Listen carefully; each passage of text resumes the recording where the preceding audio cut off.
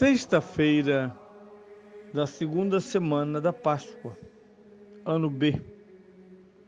Eu sou o Padre Pedro Paulo e estamos começando agora mais um programa, A Bíblia no Mundo de Hoje. Bem, nessa sexta-feira, iniciamos a apreciar, degustar a beleza, a riqueza, os sabores da liturgia da palavra no seu coração e auge, que é a proclamação do Evangelho de Cristo. Mudamos de Evangelho, saímos de São João e nesse próximo domingo ouviremos as palavras de São Lucas no seu famoso Evangelho dos discípulos de Emaús, que está no capítulo 24, versículos 35 a 48. Naquele tempo, os discípulos de Emaús contaram o que tinha acontecido no caminho, como tinham reconhecido Jesus ao partir do pão.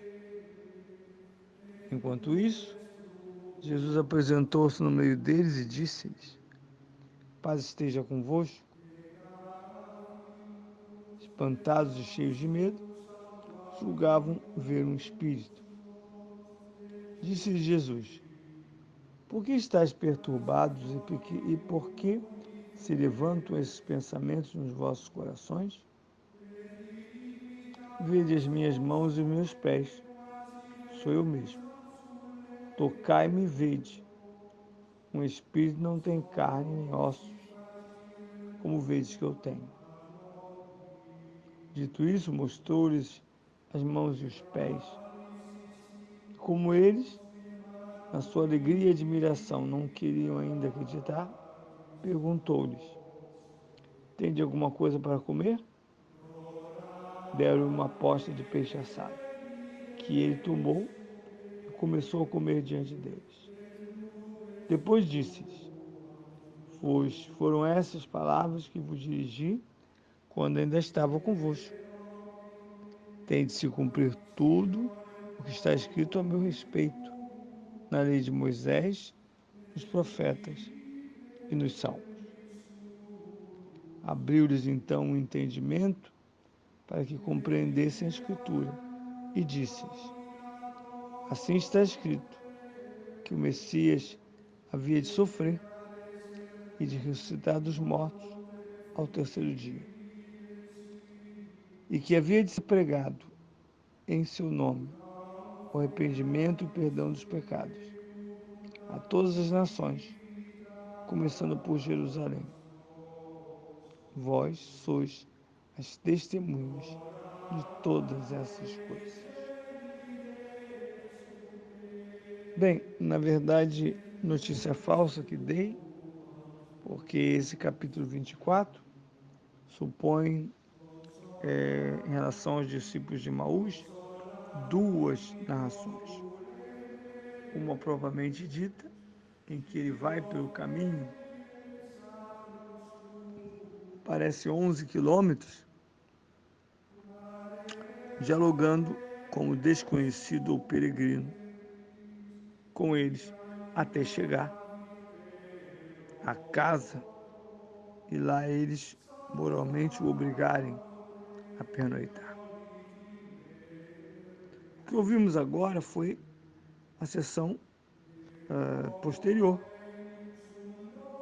porque na anterior termina assim: eles eufóricos, felizes, levantam-se na mesma noite e voltam a Jerusalém, onde se unem aos apóstolos.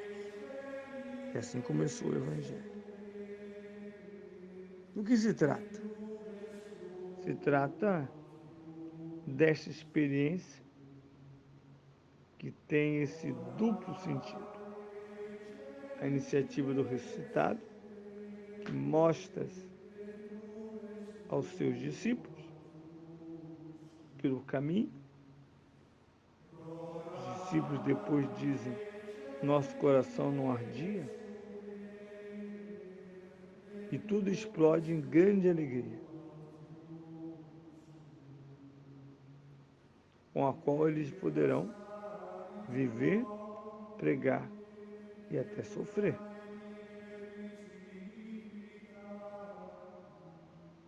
Nesse sentido, temos um cenário paralelo àquele de São João, do capítulo 20, que ouvimos domingo passado.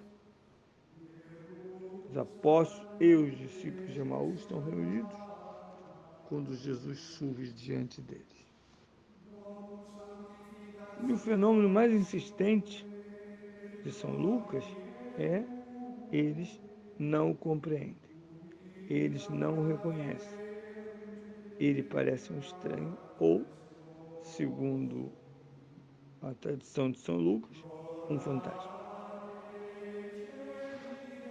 Então o ressuscitado vai se desvelando. Primeiramente, também ele mostra-se chagado, mais uma vez afirmando que o ressuscitado é Jesus crucificado.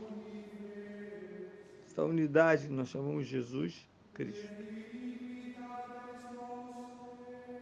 Segundo, ele incita-os a crer quando, recolhendo a memória do período pascal, está lá marcado no capítulo 21 de São João, Jesus pede-lhes pão, peixe, e os come diante deles, dizendo: um fantasma não come, um fantasma não tem nem carne, nem osso. Comer com eles é, segundo São Pedro em Atos dos Apóstolos, é o grande dom da igreja. Ele diz: depois da sua ressurreição, não se manifestou a todos, mas somente a nós. De modo que nós fomos aqueles que comeram e beberam com Jesus ressuscitado. Isso indica uma descontinuidade, mas também uma continuidade. Quantas vezes peixe e pão não foram repartidos num fim de tarde? Depois de um dia de batalhas, lutas contra o demônio, lutas com os judeus, lutas. E eles deviam se sentar ali à beira do mar da Galileia e condividir a alegria, o cansaço e a comida. É claro que agora os discípulos, mesmo mudos, estão extasiados, estão encantados, sabem que tudo começara. Por isso a igreja não tem a pressa de proclamar a integralidade do mistério pascal num só domingo. Pelo contrário, ele vai nos conduzir por muitos domingos dentro desta vontade eficaz de plasmar em nós os mistérios do ressuscitado.